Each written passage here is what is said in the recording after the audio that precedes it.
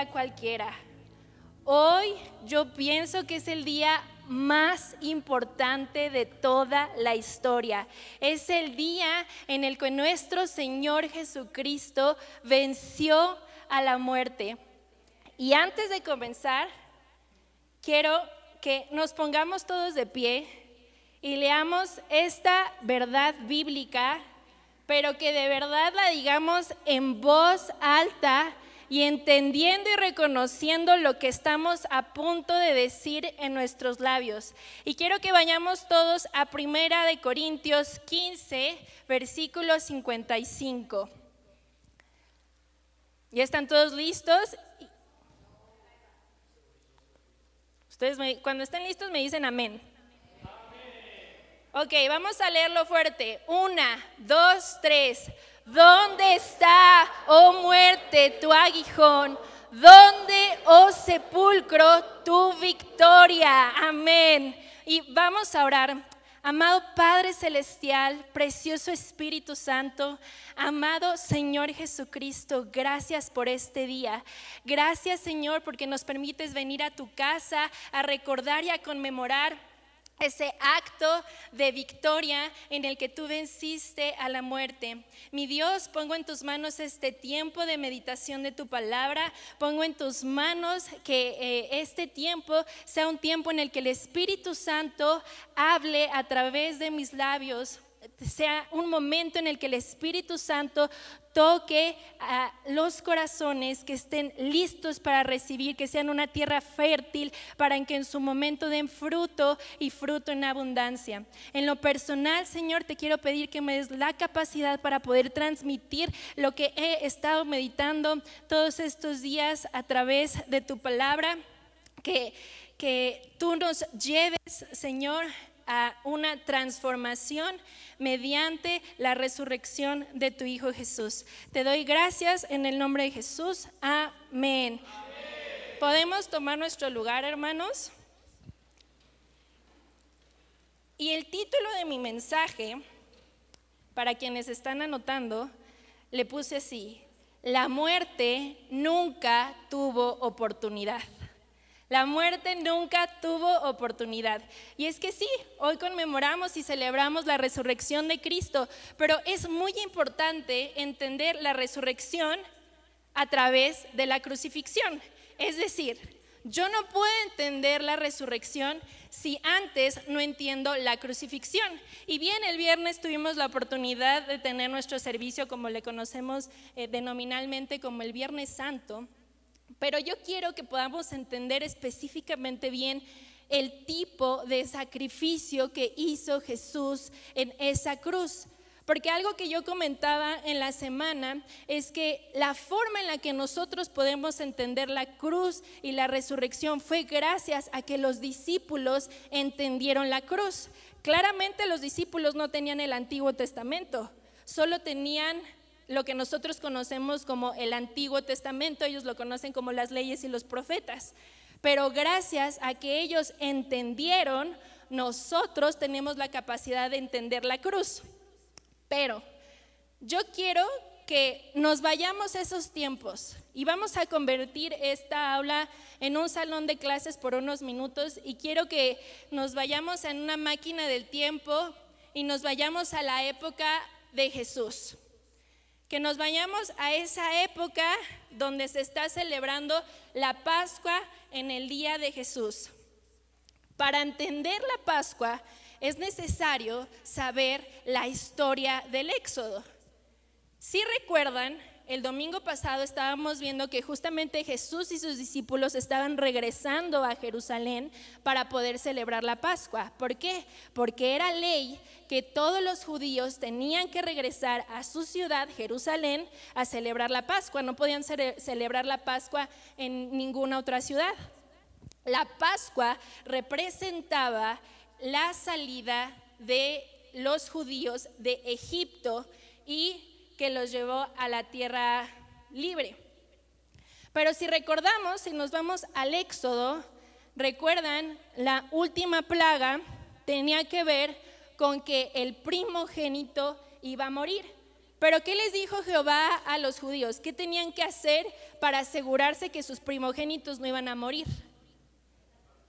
Tenían que sacrificar un cordero y con esa sangre del cordero pintaban los dinteles de las puertas. Y entonces cuando pasaba la muerte, o cuando pasaba pues a ver las casas, si veía los dinteles con sangre, ¿qué hacía? Se pasaba por alto. Por eso la Pascua es Passover, se pasa de alto. Y entonces Jehová les dice a su pueblo, esto lo vamos a estar celebrando. Y cada año, una vez ya fuera de Egipto, los judíos celebraban esa conmemoración. Entonces Jesús estaba regresando a conmemorar la salida de su pueblo de Egipto junto con todos los judíos. Entendemos bien entonces el significado de la sangre, porque después nos vamos a Números, nos vamos a Levítico y entonces empezamos a ver los tipos de sacrificios que existían. Y algo que les comento a los chicos de alabanza, medios y producción, nosotros tenemos un estudio bíblico que mes con mes leemos un libro de la Biblia. Y algo que yo siempre les digo es, en cada libro de la Biblia vean a Jesús, porque este libro que tenemos en nuestras manos es la historia más hermosa de amor que vamos a escuchar. Pero si ponemos atención, en todos los libros se habla de Jesús, de inicio a fin. Cuando nosotros estamos leyendo actualmente Levítico es el libro de la ley, es el libro donde se les está dando la ley a los sacerdotes y se nos están explicando cuáles son los sacrificios, etcétera, etcétera, etcétera. Y un poco más también en Números vemos otros sacrificios. El sacrificio de la Pascua era sí en representación de Egipto, pero se da un nuevo significado a la sangre. La sangre en efecto pasa por alto la muerte. Entonces la sangre en primer lugar simboliza mi protección de la muerte espiritual y de los pecados. Eso simbolizaba para los judíos, pero también simboliza la reconciliación con Dios. Entonces, nuevamente, la sangre que estaban celebrando, la Pascua judía, todavía no estamos en 2025, estamos en el año 33 después de Cristo. En ese momento se está llevando a cabo la celebración donde se sacrifica un cordero y los judíos están celebrando su cena, o lo que nosotros conocemos como la Santa Cena. Entonces, si recuerdan, el domingo pasado vimos que Jesús llega a Jerusalén y luego en el capítulo 19 o 18, no recuerdo, del libro de Juan, vemos que Jesús le dice a sus discípulos, vayan a buscar un lugar para que podamos pasar la Pascua. Ahora es importante que les comparta esto. La Pascua judía se celebra el día 14 del año Nisan hebreo. El año Nisan hebreo tiene que ver con una posición lunar, pero caía en un jueves por la noche. La Pascua, la cena pascual, se celebra 14 del día Nisan, 15 del día Nisan es tal cual la Pascua, que es el viernes. ¿Por qué esto es importante? Porque Jesús, y si vamos rápidamente a Lucas 22:14, no lo busquen, solo aquí en pantalla está bien, si me pueden apoyar, Lucas 22:14, Jesús les dice a sus discípulos que es momento de que compartan esta cena. Y dice, se sentó con ellos a compartir la cena. Ahora yo quiero que volvamos a ese tiempo. Ellos no tenían el Nuevo Testamento, solo conocían el Antiguo Testamento. Y la tradición judía, porque me puse a investigar, Quería entender bien qué se celebraba, cómo se celebraba la cena. Hay una persona sentada que reparte la comida a otros. En ese momento el cordero todavía no estaba. Entonces, para los discípulos que estaban celebrando la cena con Jesús, estaban un poco confundidos porque los estaban sacando de su rutina, pero Jesús se sienta a la mesa, parte el pan, que eso sí es tradición judía, que se parte el pan y se comparte, pero Jesús da un dato interesante y diferente que los discípulos nunca habían escuchado en una cena pascual. Cuando Jesús parte el pan, ¿recuerdan que dicen? Tomen, coman, este es mi cuerpo que por ustedes es partido. Los discípulos en ese momento quizás no entendían del todo, pero recuerden que Jesús ya se había presentado a sí mismo como el pan de vida. Entonces Jesús quería que sus discípulos entendieran que les estaba dando su vida a través de lo que Él ya les había estado compartiendo. Y después pasa el cáliz con vino, que eso también es tradición judía. Todos comparten un solo cáliz, pero Jesús dice: beban, esta es mi sangre que por ustedes es derramada. Pero oh sorpresa, Jesús ya también se había presentado como la vid verdadera. Entonces estaba tratando de hacerle ver a sus discípulos quién era Él realmente. Y no había ningún corderito en ese momento, porque el corderito todavía no había sido sacrificado. Jesús estaba repartiendo lo que Él tenía en ese momento para que pudieran entender sus discípulos: soy yo la persona que va a ser sacrificada. Y recuerdan cuando Juan el Bautista, al principio del libro de Juan, del Evangelio de Juan, ¿recuerdan cómo Juan el Bautista le dijo a nuestro Señor Jesús cuando lo vio? ¿Alguien recuerda? He aquí el Cordero de Dios que vino a quitar el pecado del mundo. Quienes están anotando, se está en el Evangelio de Juan, capítulo 1, versículo 29. Les repito, los discípulos todavía no estaban entendiendo del todo qué estaba pasando, pero Jesús ya les había estado anticipando quién era Él. No entendían del todo, pero Jesús estaba dándole como vislumbros, como indicios de esa persona que iba a ser sacrificada.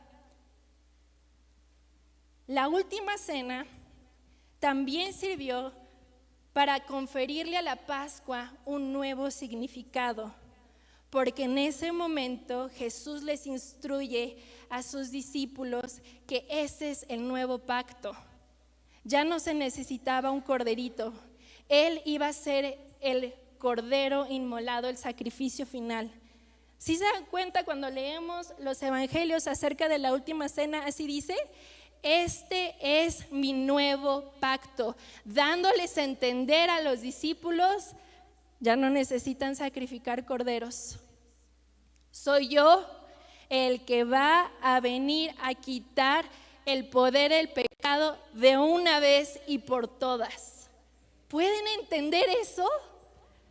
De verdad, hermanos, cuando yo estuve estudiando eso, le decía a mi papá, me entraba un gozo y me ponía a llorar por entender lo que significó el sacrificio de la cruz. Entonces pasa la noche del Nisan, conocemos esa historia. Jesús es llevado al Gólgota, Jesús es crucificado a las 3 de la tarde. Y en ese momento, según historiadores dicen, en ese mismo momento, cuando Jesús estaba siendo sacrificado, el sumo sacerdote estaba sacrificando el cordero pascual. ¿Y qué pasa cuando Jesús muere? ¿Se acuerdan qué sucede en el templo? Se rasgó esa cortina. Y es ahí donde los discípulos están más o menos tratando de entender, pero están tristes porque su maestro murió. Les repito, es importante que entendamos la crucifixión para poder entender la resurrección. ¿Entendemos ahora entonces el significado de la sangre de la cruz en Jesús? ¿De Jesús en la cruz? ¿Qué significa la sangre? La limpieza de nuestros pecados, pero la libertad de nuestra esclavitud al pecado. La sangre representa también que ya no somos condenados a la muerte que sí nos merecemos por nuestros pecados. Eso hace la cruz. Pero muy bien, ahora que ya entendemos la cruz, es necesario que entendamos entonces la resurrección. Ya vimos el significado de la cruz, ya sabemos qué hace la sangre de Jesús, pero ¿qué de la resurrección? ¿En qué me beneficia a mí la resurrección de Jesús? A mí hoy en día, en el 2025, a ti hoy, ¿en qué te beneficia la resurrección? Jesús ya había estado preparando a sus discípulos de que Él iba a morir, pero resucitar. Y lo vemos en todos los evangelios, especialmente en Marcos. Igual para quienes están anotando, Marcos 8:31 habla de la resurrección, Marcos 9:31 habla de la resurrección, Marcos 10:33 y 34 habla de la resurrección, de cómo Jesús ya les había estado diciendo a sus discípulos: voy a morir, pero al tercer día voy a resucitar. Y aún así los discípulos no entendían.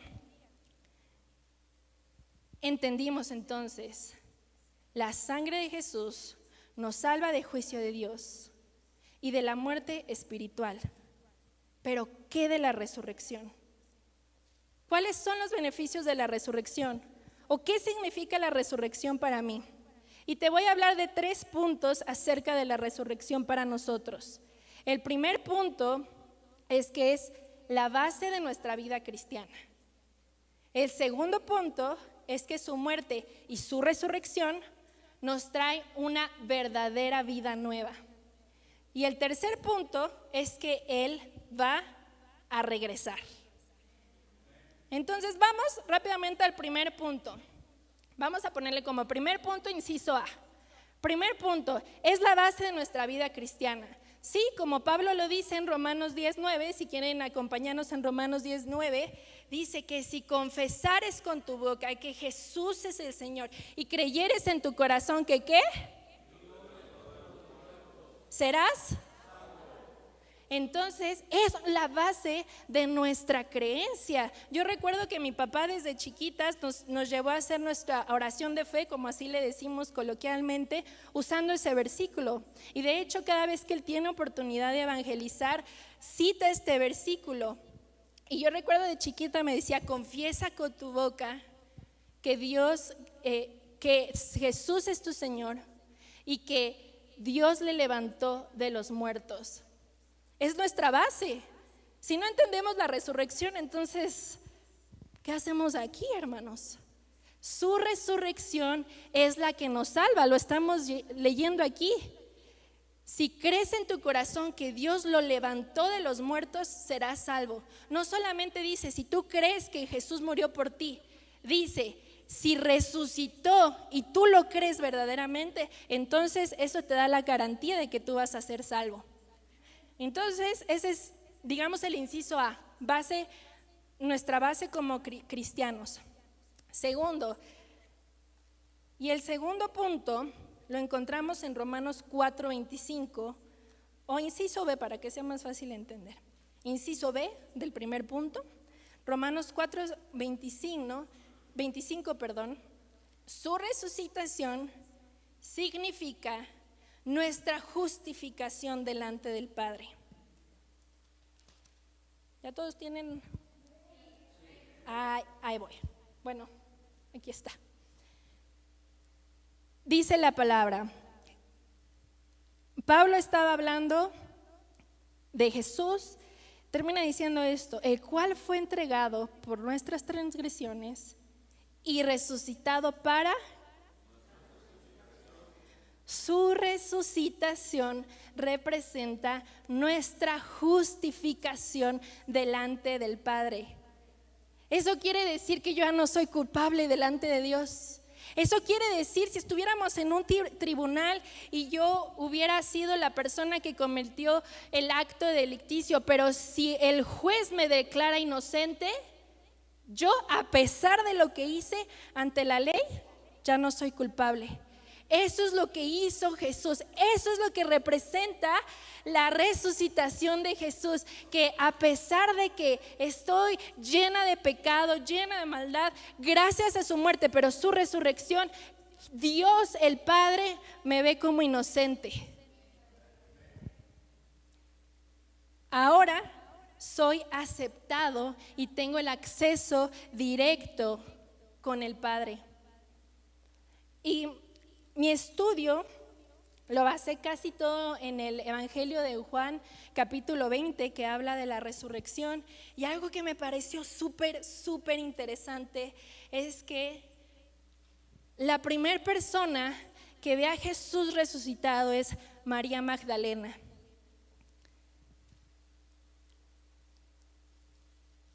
Y cuando Jesús le dice, María, llama a los otros, ¿saben qué palabra utilizó Jesús para hablar de sus discípulos? Le dijo, llama a mis hermanos. ¿Podemos entender eso? Antes eran solo sus discípulos. Una vez resucitado, tenemos el acceso con el Padre, que nos llama Jesús el Señor, nos llama sus hermanos. ¿Pueden entender eso? ¿Pueden entender la grandeza de eso? Tú y yo, más yo que ustedes, por supuesto, no soy digna de ser hija del Padre, pero porque Cristo murió, pagó el precio, pero resucitó, ahora yo puedo tener una relación con Dios y ahora Jesús es nuestro hermano. ¿No les parece increíble que la palabra que utilizó Jesús para describir a sus discípulos fue, llama a mis hermanos, llama a mis hermanos? ¡Wow! Eso fue lo que hizo la resurrección. Inciso C del primer punto. ¿Cómo se llama el primer punto? Que es la base de nuestra vida cristiana. Inciso C. La resurrección es necesaria para que nuestra predicación y nuestra fe sea útil. Y eso lo vemos en el gran capítulo de la resurrección del que habla Pablo en Primera de Corintios, capítulo 15, versículo 14. Si me acompañan todos allá, por favor.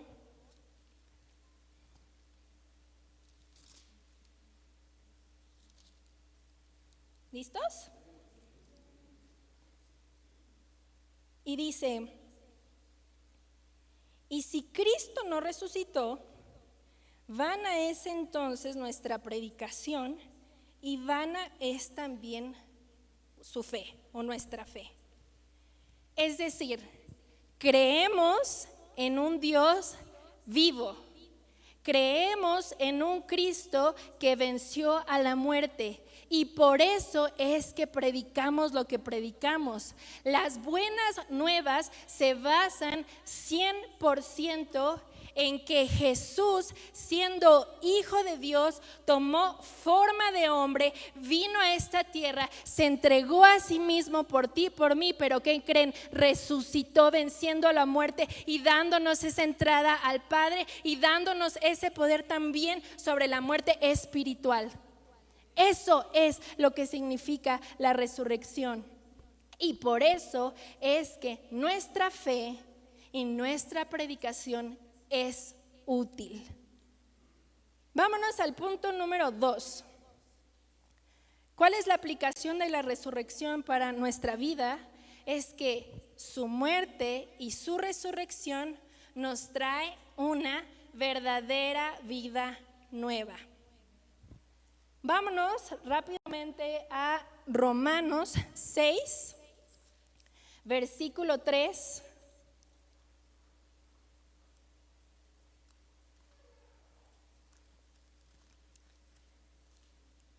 Vamos a leer lo puse aquí al revés, versículo 2 y 3 y después nos saltamos al 11. Pero para quienes están anotando, todo el capítulo 6, especialmente del 1 al 14, habla del poder de la resurrección y del poder que tuvo Jesús en la tierra para nosotros. Pero solo para que entendamos, su muerte y resurrección nos trae una verdadera vida nueva porque, inciso A, el pecado ya no tiene poder sobre nosotros. Romanos 6, versículo 2. Sí estaba bien el 3. ¿O no sabéis que todos los que hemos sido bautizados en Cristo Jesús, hemos sido bautizados en su muerte? Versículo 4, porque somos sepultados juntamente con Él para muerte por el bautismo, a fin de que como Cristo resucitó de los muertos por la gloria del Padre, así también nosotros andemos en vida nueva. Recuerden, el punto 2 es que su resurrección nos trae una verdadera vida nueva. Y saltémonos al versículo 11, por favor. Dice: así también vosotros considérense muertos al pecado, pero vivos para Dios en Cristo Jesús, Señor nuestro. Un resultado de la resurrección para nosotros es que el poder del pecado ya no tiene poder sobre mi vida por lo que hizo Jesús en la cruz y por lo que hizo cuando resucitó. Punto B. Su muerte y resurrección nos traen una verdadera vida nueva porque Él vive en nosotros por medio del Espíritu Santo. Vámonos a Juan, Evangelio de Juan, capítulo 14, versículos 18 al 20.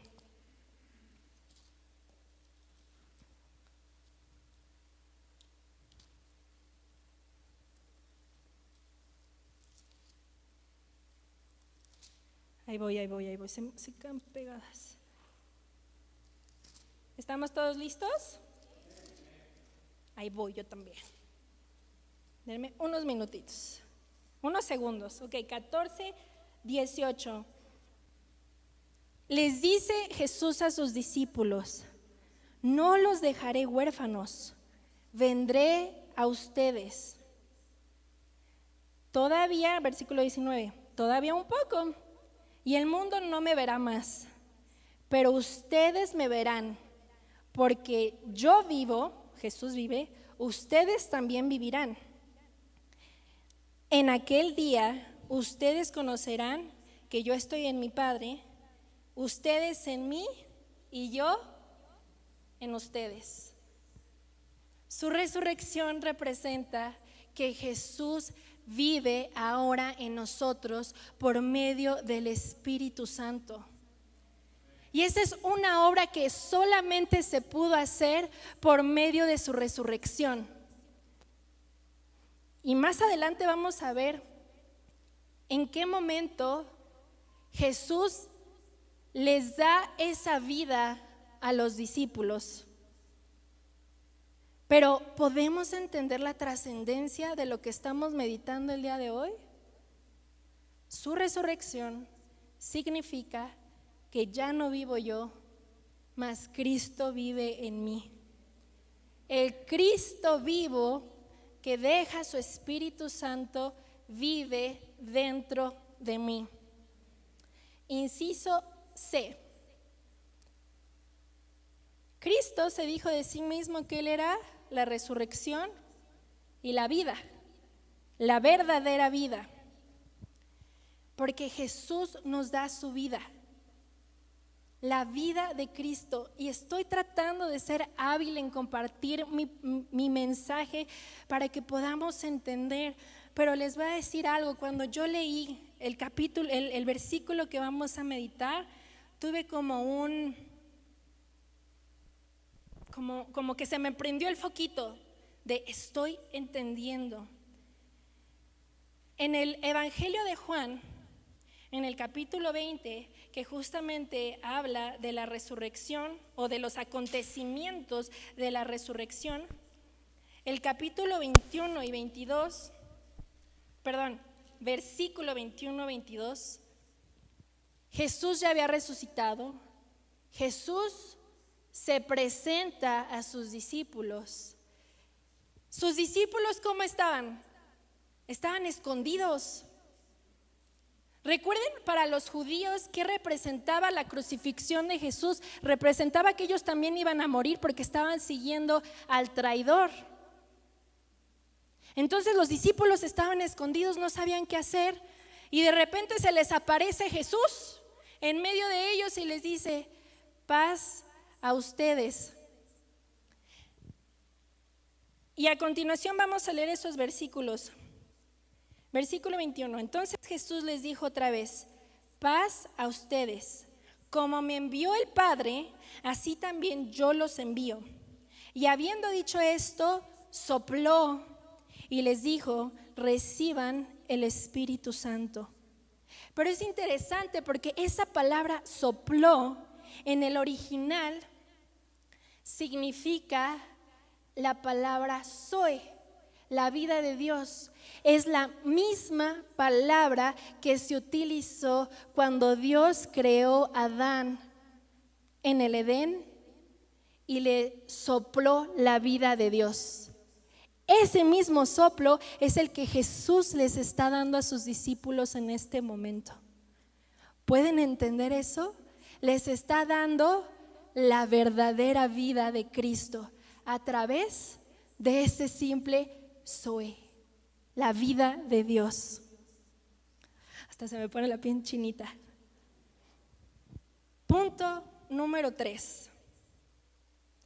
El punto número 3 es necesario que lo entendamos leyendo prácticamente capítulo 20 del Evangelio de Juan hasta versículo 1 hasta el 9. Tercer punto, ¿qué significa la resurrección para nosotros? Que Él va a regresar. Que Él va a regresar. Escuché esta historia de un predicador que estaba compartiendo un día en un café con una persona que todavía no conocía del Señor, que no conocía del Evangelio, y él estaba platicando que las relaciones sexuales dentro de los cristianos se guardan única y exclusivamente dentro del matrimonio. Y entonces esta persona atea le dice: qué loco que se tengan que esperar. Y la respuesta del pastor fue: creemos cosas más locas. Creemos que Jesús va a regresar en un caballo blanco y va a levantar a su iglesia con él. Eso creemos nosotros. Y eso es lo que vamos a ver el día de hoy, que Cristo va a regresar victorioso por su iglesia. Vamos rápidamente, capítulo 20 del libro de Juan, y síganme con su vista. Versículo 1. El primer día de la semana, María Magdalena fue de mañana, siendo aún oscuro, al sepulcro, y vio quitada la piedra del sepulcro. Entonces corrió y fue a Simón Pedro y al otro discípulo, aquel al que amaba Jesús. Juan haciéndonos ver que él era ese discípulo que Jesús amaba. Y les dijo: se han llevado del sepulcro al Señor y no sabemos dónde le han puesto. Y salieron Pedro y el otro discípulo y fueron al sepulcro. Corrían los dos juntos, pero el discípulo corrió más aprisa que Pedro. Juan queriéndonos enseñar que era más rápido que Pedro, claro que sí. Y llegó primero al sepulcro. ¿Quién llegó primero al sepulcro? Juan. Y bajándose a mirar, vio los lienzos puestos allí, pero no entró. Y quiero que subrayen la palabra vio, del versículo 5. Versículo 6. Luego llegó Simón Pedro tras él y entró al sepulcro y vio, subrayen esa palabra vio, los lienzos puestos allí y el sudario que había estado sobre la cabeza de Jesús, no puesto con los lienzos, sino enrollado en un lugar aparte. Versículo 8. Entonces entró también el otro discípulo que había venido primero al sepulcro y vio y creyó. Y subrayen esas palabras. Y es aquí donde me quiero detener. Bueno, el siguiente versículo justamente dice, no habían entendido las escrituras. Pero quiero que entiendan esas palabras que acabamos de subrayar. En el versículo 5 dice que Juan se asomó y vio. En el original griego, ese verbo ver significa blepei, o es la palabra blepei. Esa palabra blepei significa que solo está viendo qué pasó ahí, está notando algo. El segundo verbo utilizado en el original, en el versículo 6, cuando dice que Pedro vio los lienzos, el verbo ver en ese versículo, en el original griego es theoreo. Y eso significa mirar fijamente, especialmente para estudiar o para analizar. Entonces, cuando Pedro entró, se quedó viendo los lienzos y estaba estudiando qué había pasado ahí. No estaba entendiendo del todo, pero estaba tratando de analizar para entender.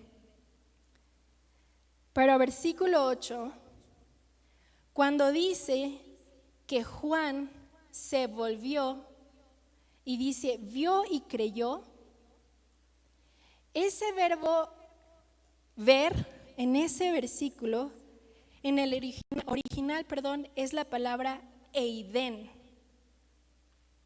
Y esa palabra se utiliza para decir que alguien vio espiritualmente. Por eso dice que vio y creyó. Porque no solo vio los lienzos ahí, entendió el significado de lo que estaba viendo. Estaba teniendo una percepción espiritual más que carnal. Si recuerdan, la palabra nos enseña que nuestra fe, nuestro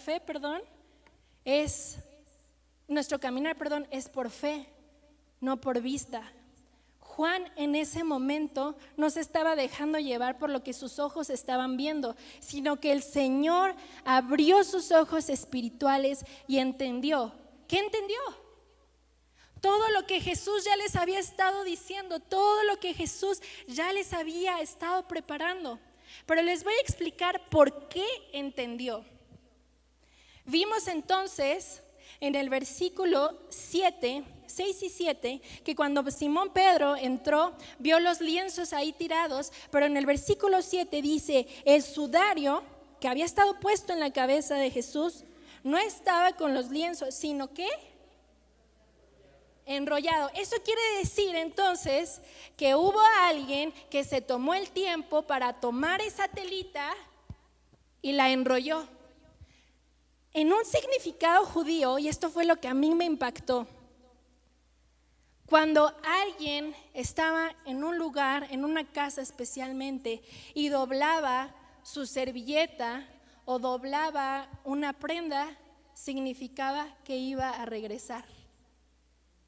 Jesús les estaba diciendo a sus discípulos, voy a regresar. ¿Podemos ver eso? Hermanos, yo creo que muchos de nosotros podemos conocer la Biblia, podemos leer la Biblia, podemos predicar la Biblia, pero si no abrimos nuestros ojos espiritualmente, nunca vamos a entender. Así como Juan abrió sus ojos espirituales, es necesario que nosotros también abramos nuestros ojos espirituales para entender quién es Jesús, para entender la redención, para entender su gloria, para entender la justificación que tenemos delante del Padre, para entender la verdadera obra de Jesús en nosotros. Es necesario que nuestros ojos espirituales se abran. ¿Qué quiero concluir esta mañana? Que su resurrección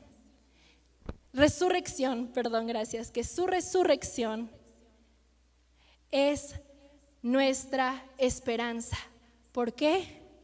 Nosotros resucitaremos con Él.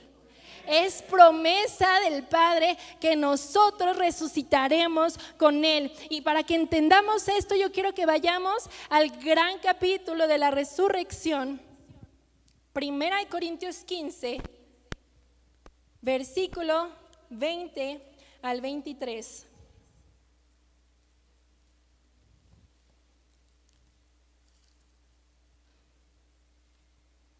¿Estamos todos ahí? Muy bien. Versículo 20. Mas ahora Cristo ha resucitado de los muertos, primicias de los que durmieron es hecho. Por cuanto la muerte entró por un hombre, también por un hombre la resurrección de los muertos.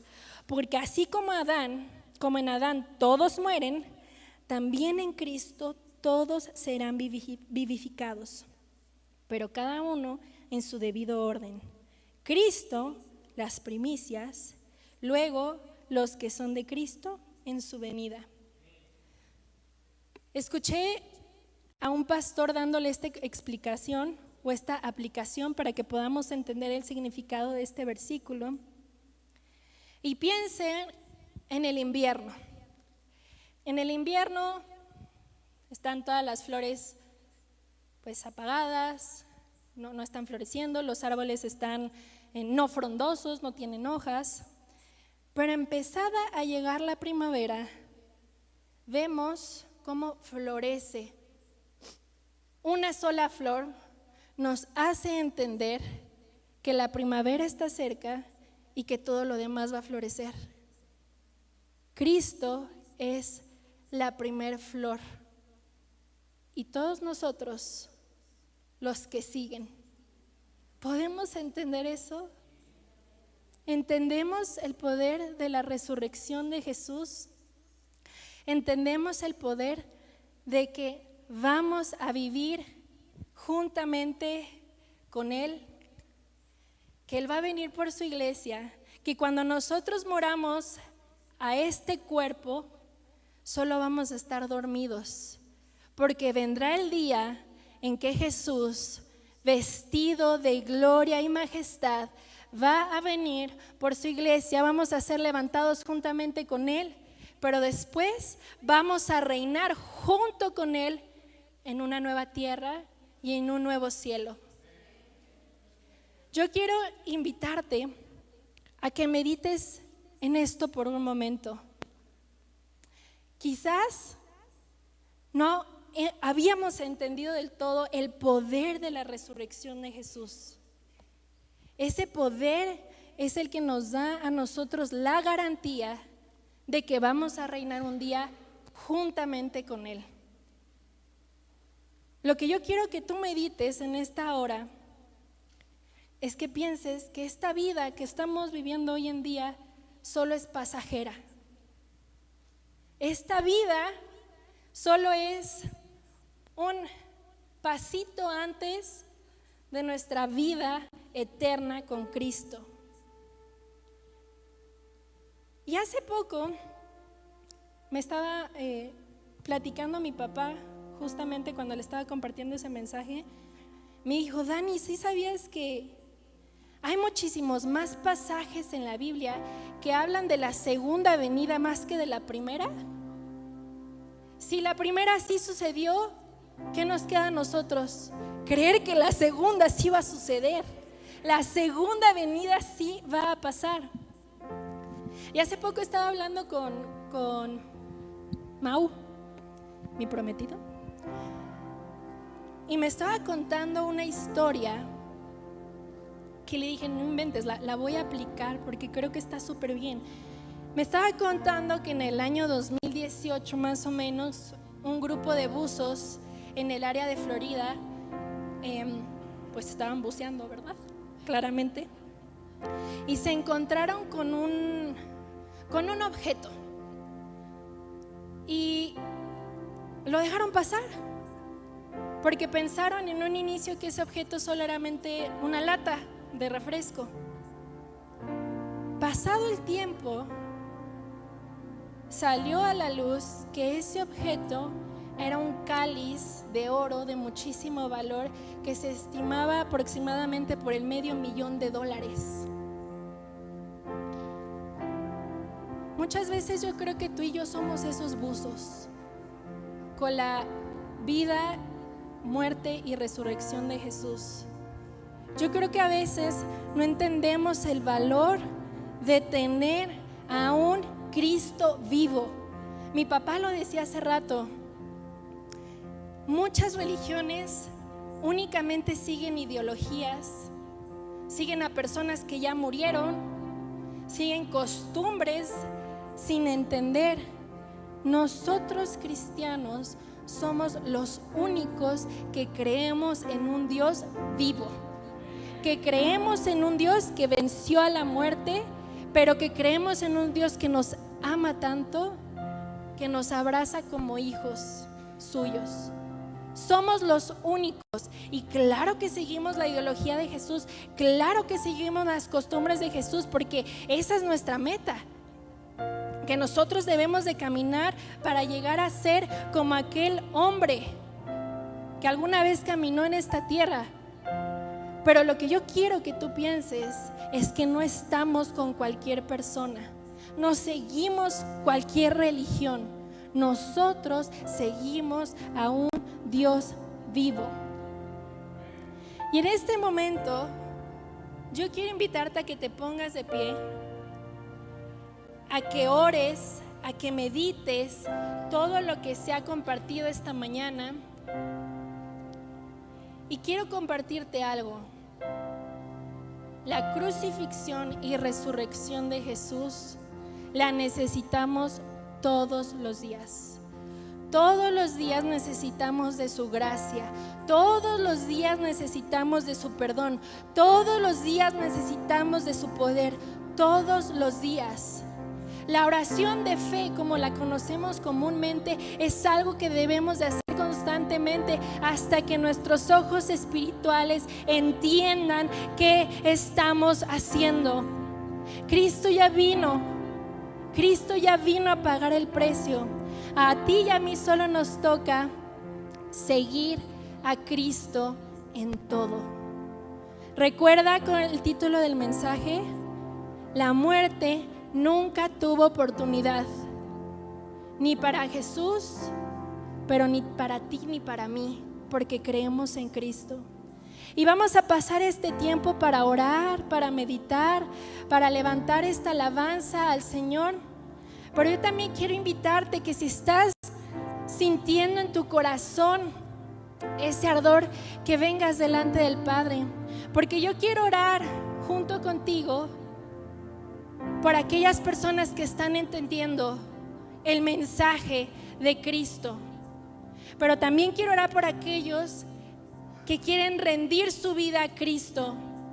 No importa cuántas veces lo hayan hecho, pero que en esta ocasión, este domingo en el que celebramos la resurrección de Jesús, sea el parteaguas de tu vida y que venga ese entendimiento espiritual para tu vida. Que este día el Espíritu Santo esté tocando tu corazón y te mueva a decir: quiero una relación con el Padre. Ya no quiero vivir yo, ya no quiero vivir en mi carne, ya no quiero vivir en mis deseos. Quiero que Cristo, tú vivas en mí y morir a mi viejo hombre y morir a mis pecados. Oh, pero tú, Jesús, que mores y avivas mi corazón. Y vamos a hacer de este lugar un altar.